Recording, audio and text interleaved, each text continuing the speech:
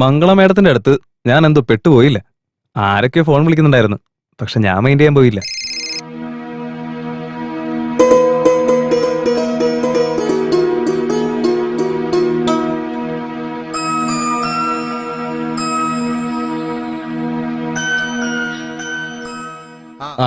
എടുക്കുവച്ചേ. ഇതാ ചേട്ടാ, 2 മാസത്തെ പലിശയും കൂടി ചേർത്ത് 27,000 രൂപയുണ്ട്. നന്നായി. ദേവച്ചേ, കഷ്ടകാലം എന്ന് പറയുന്നത് എല്ലാവർക്കും ഉണ്ടാവും. പക്ഷെ നമ്മളൊരു വാക്ക് പറഞ്ഞാൽ അത് പാലിച്ചിരിക്കണം. പിന്നെ കാശിന്റെ ആവശ്യം എന്തെങ്കിലും വരുവാണെങ്കിൽ ചോദിച്ചാൽ മതി, ഉറപ്പായിട്ട് ഞാൻ നിനക്ക് തരും. പിന്നെ ആ മുദ്രപത്രം ചെക്കും ഇങ്ങ് തന്നേക്കാവോ? ദേവച്ചേ, ബോണ്ട് പേപ്പർ, ചെക്ക്. ഇനി നിന്റെ പേപ്പർ ഇതാ. ശിവലിംഗം, ഇതാ ഒപ്പിട്ടോ. എടോ ശിവലിംഗം, 6% പലിശ. പലിശ എടുത്തിട്ട് ബാക്കി പണമാണ് ഇപ്പൊ തരാൻ പോകുന്നത്. പിടിച്ചോ. ഈ കൊച്ചിനോട് പറഞ്ഞത് തന്നെയാ നിന്നോടും പറയാനുള്ളത്. മാസാമാസം കൃത്യമായിട്ട് പലിശ കിട്ടിയിരിക്കണം. 3 മാസം ടൈം. കുഴപ്പമില്ല, അതൊക്കെ അവൻ തന്നോളൂ ചേട്ടാ. ഇവൻ പ്രശ്നക്കാരനൊന്നുമല്ല. എന്നാ ശരി, ഞാൻ ഇറങ്ങട്ടെ. ഒന്നിരിക്കു വച്ചേ. തോക്കിന്ന് ചാടി വന്ന് വെടിയുണ്ട പോലെ ഇങ്ങനെ അങ്ങ് പോയാലെങ്ങനെയാ? ഹലോ രാജാ, 4 ബദാം പാൽ, അതിലൊരെണ്ണം മധുരം കുറച്ച്. ശരി സാറേ.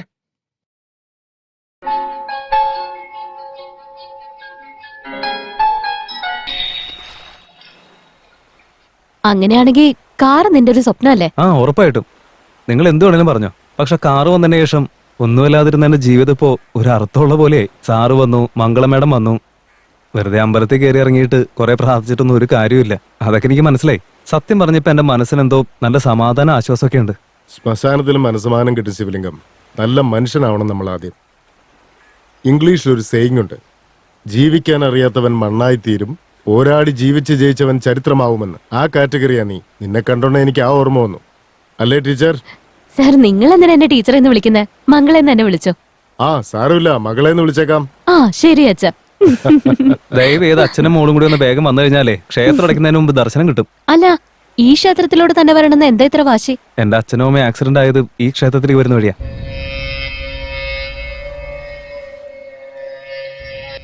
എന്റെ മുത്തശ്ശി ഇടയ്ക്കിടയ്ക്ക് എന്നോട് പറയാറുള്ളതാ, പെൺകുട്ടികളുടെ മുമ്പിൽ വെച്ച് കരയാൻ പാടില്ലെന്ന്. ഞാനിപ്പോ വരാം. ശിവലിംഗം, നീ എന്തിനാ ഇങ്ങനെ സങ്കടപ്പെടുന്നേ? എല്ലാ സങ്കടങ്ങളും ഈ ജലത്തിൽ അലിഞ്ഞു പോകും. എന്താ മോളെ ഞാൻ പറഞ്ഞത് ശരിയല്ലേ?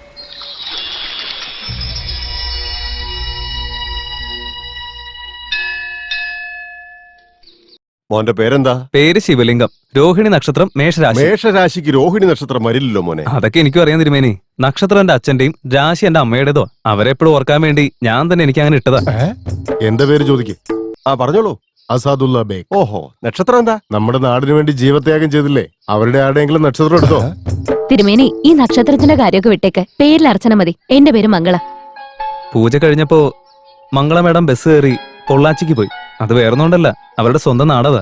അസാദുള്ള ബേഗ് സാർ ആയാലും ഞാനായാലും ശരി, ബിസിനസിനെ ബിസിനസ് ആയിട്ട് തന്നെ കാണുള്ളൂ. വേറൊന്നുകൊണ്ടല്ല, സൗഹൃദം വെക്കുന്നതൊക്കെ ഓക്കെ, പക്ഷെ ബിസിനസ് വേറെയാ. ആഫ്റ്റർ 3 days മംഗള മേഡം ഫോൺ വിളിച്ചിട്ട് PF ഓഫീസിലേക്ക് പെട്ടെന്ന് ചെല്ലാൻ പറഞ്ഞു. എന്താ വരാൻ പറഞ്ഞ? പിടിക്ക്. ഇതില് 27,831 രൂപയുണ്ട്. പിടിച്ചോ. അല്ല, ഇതെവിടെ നിന്ന് സംഘടിപ്പിച്ചു? ഞാൻ ടീച്ചർ ആവുന്നതിന് മുമ്പ് വേറൊരിടത്ത് ജോലി ചെയ്തിരുന്നു. അവിടുത്തെ PFന്റെ എമൗണ്ട് ആയത്. ഇത് കിട്ടുമെന്ന് വിചാരിച്ച റൂമിന് അഡ്വാൻസ് കൊടുക്കാൻ നായിഡുന്റെ കയ്യിൽ നിന്ന് പലിശയ്ക്ക് കാശെടുത്ത്. ഇപ്പൊ നിന്റെ കടവും തീർത്തു. അതൊന്നും സാരമില്ല, ബാങ്കിലിട്ടിട്ട് പിന്നെ തന്നാ മതി. അപ്പൊ നീ കാറ് വാങ്ങിച്ച് എന്റെ സ്കൂളിൽ ഡ്രോപ്പ് ചെയ്യാൻ വരില്ലേ? അതൊക്കെ ശരി തന്നെ, പക്ഷെ കാശ് അവിടെ ഒപ്പിക്കും. Check discount. ബാബു 2 മസാല ദോശ, പിന്നെ 2 നെയ്റോസ്റ്റ്. ചില 2 വട വേണം, പിന്നെ ഒരു ഗുലാബ് ജാമുൻ. ശരി മോനെ. ഇതിൽ എത്ര രൂപയുണ്ടെന്ന് നോക്ക്.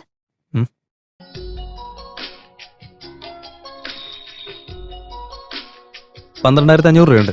ശരി. പിടിക്ക്. ഇതിൽ 7,500 ഉണ്ട്. ഇപ്പൊ എത്രയായി? ഇപ്പൊ 20,000. ഇത് ഞാൻ നിങ്ങൾക്ക് തരാനുള്ള 20,000. താങ്ക്സ് ഉണ്ട് കേട്ടോ. ആക്ച്വലി ഞാനല്ലേ താങ്ക്സ് പറയണ്ടേ. അല്ല, കാറ് വാങ്ങിക്കാൻ ഇനി എത്ര രൂപയാ വേണ്ടത്? ചെയിൻ 6,000 വെച്ചത്, പിന്നെ നായര് തന്നത് 18,800, ഇപ്പൊ നിങ്ങൾ തന്നത് 20,000. അപ്പോ ആകെ മൊത്തം 44,800. അപ്പൊ അത്രേ ഉള്ളൂ അല്ലേ? പിന്നെ ഇനി 15,000 രൂപയും കൂടെ വേണം അല്ലേ? അതെ. ഇതില് 15,000 രൂപയുണ്ട്. ബാക്കിയുള്ള 200 നീ കയ്യിൽ നിന്ന് ഇടണം. അല്ല, ഇത് എവിടെ കിട്ടിയത്? ഞാൻ നാട്ടിൽ പോയപ്പോ എന്റെ ചെറിയച്ചനോട് ചോദിച്ചു മേടിച്ചതാ. നിങ്ങക്ക് എന്താ പ്രാന്ത? പെങ്ങള് പേടിക്കണ്ട, കഴിച്ചോ. എന്തിനിതൊക്കെ ചെയ്യുന്നേ? എനിക്ക് കാർ ഓടിക്കാനായിട്ട് ഈ കണ്ടവരുടെ അടുത്തൊക്കെ വെറുതെ കൈ നീട്ടാൻ പോകുന്ന എന്തിനാ? അതങ്ങനെ വേറെ ആരുമല്ല, എന്റെ ചെറിയച്ഛനാ.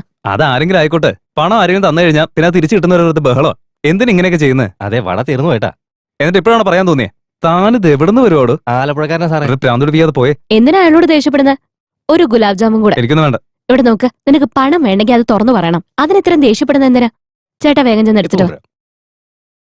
അന്ന് നീ എന്താ കാണിച്ചത്? നിനക്ക് എന്നെ അറിയില്ല, എനിക്ക് നിന്നെ അറിയാത്ത സമയത്ത് നീ എന്നെ സഹായിക്കാൻ വേണ്ടി മാത്രം പണം റെഡിയാക്കി തന്നിട്ട് വലിയ ഹീറോയിസം കാണിച്ചു പോയതല്ലേ? അത് ഞാൻ തിരിച്ചു ചെയ്തപ്പോ എന്താ കുഴപ്പം? ഞാൻ ചെയ്തല്ല എന്താ തെറ്റുള്ളത്? ഞാനിത് നിനക്ക് കടമായിട്ട് തരുന്നതാ. സമാധാനായിട്ട് പിന്നെ തന്നാ മതി. നിനക്ക് മനസ്സിലായോ? ഞാൻ അതുകൊണ്ട് അങ്ങനെ പറഞ്ഞത്. അതും ഇല്ല ഇതും ഇല്ല. കഴിച്ചെന്റെ പൈസ കൊടുത്തിട്ട് വേഗം എണീറ്റ് പോകാൻ നോക്ക്.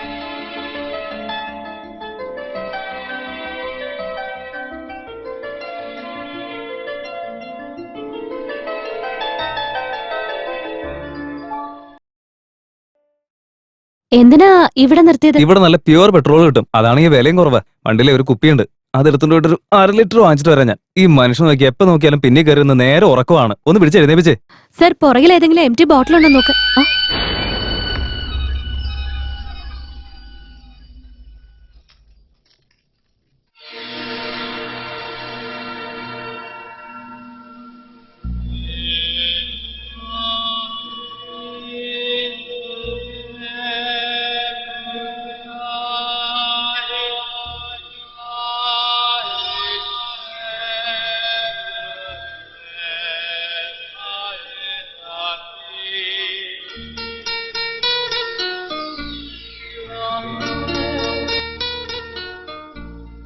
കണ്ണടച്ച് തുറക്കുന്നതിന് മുൻപ് എല്ലാം അവസാനിച്ചു.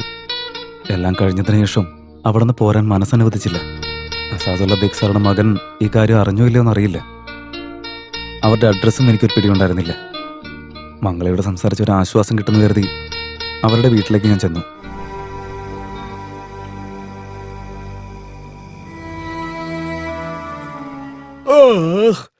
ഗ്യാസ് കയറിട്ട് വയ്യ.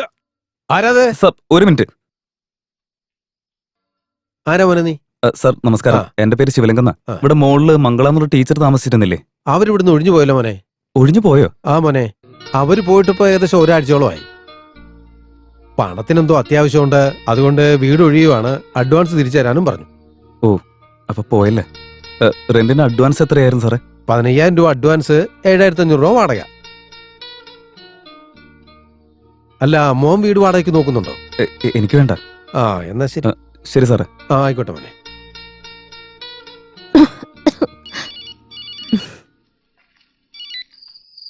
ആ പറയ് ശിവലിംഗം. ഹലോ, ഇതിപ്പോ എവിടെയുള്ളേ? കുറച്ച് സാധനം വാങ്ങാൻ വേണ്ടി കടയിൽ വന്നതാ. ചേടാ, ഒരു വാക്ക് പറഞ്ഞിരുന്നെങ്കിൽ ഞാനും കൂടെ വരുമായിരുന്നല്ലോ. എനിക്കും കുറച്ച് സാധനങ്ങൾ വാങ്ങാനുണ്ടായിരുന്നേ. അത് പോട്ടെ, എനിക്കെന്തോ ആകെ ഒരു സന്തോഷമില്ല. റൂമിലേക്ക് വന്ന ഒരു ചായ ഉണ്ടാക്കി തരോ? ഞാൻ എവിടെയാന്ന് പറഞ്ഞാ നീ അങ്ങോട്ടേക്ക് വരുമോ? അത് അയ്യോ, ഞാൻ വീട്ടിലെത്താൻ കുറെ സമയം എടുക്കും. സാരമില്ല, വന്നിട്ടുണ്ടാക്കി തന്നാ മതി.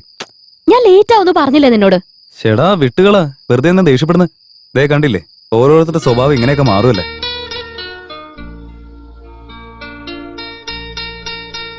നമുക്ക് മീറ്റ് ചെയ്യാനാണെങ്കിൽ വേറെ ഏതെങ്കിലും സ്ഥലം പറഞ്ഞുകൂടായിരുന്നോ? എന്തിനാ ഇത്രയും ദൂരത്തേക്ക് വിളിച്ച്?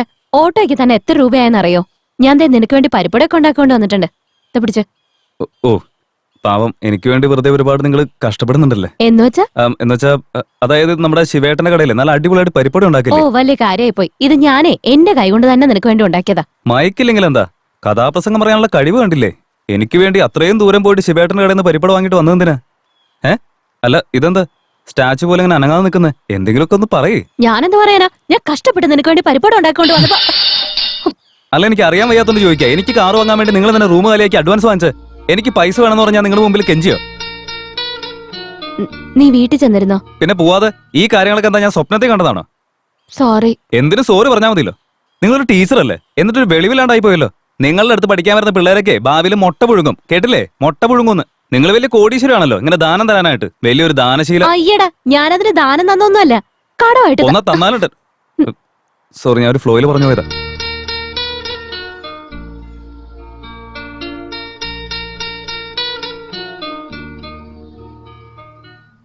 ദേഷ്യമൊക്കെ കുറഞ്ഞോ? കുറച്ചൊന്നും മിണ്ടാതിരിക്കാൻ പറ്റോ? അല്ല, എന്റെ സ്ഥാനത്ത് നീ ആയിരുന്നെങ്കിൽ എന്ത് ചെയ്തേനെ? ഞാൻ വേറെ എന്ത് ചെയ്യാനാ? റൂമിൽ നല്ല സമാധാനമായിട്ട് ഒരു ഓംലേറ്റും കഴിച്ച് സുഖമായിട്ട് കിടന്ന് ഉറങ്ങും. ഓഹോ, അങ്ങനെയാണോ? അപ്പൊ പിന്നെ അസാദുള്ള സാറിന്റെ അടക്കത്തിനുള്ള കാശ് നീ എന്തിനാ തന്നെ? അതൊക്കെ നിനക്ക് മാത്രമേ അറിയൂ, മറ്റുള്ളവരോട് പറയില്ലല്ലേ? അപ്പൊ പിന്നെ ഇതും അങ്ങനെ തന്നെ. വാ നമുക്ക് ഹോട്ടലിൽ പോയി ഇരുന്ന് സംസാരിക്കാം.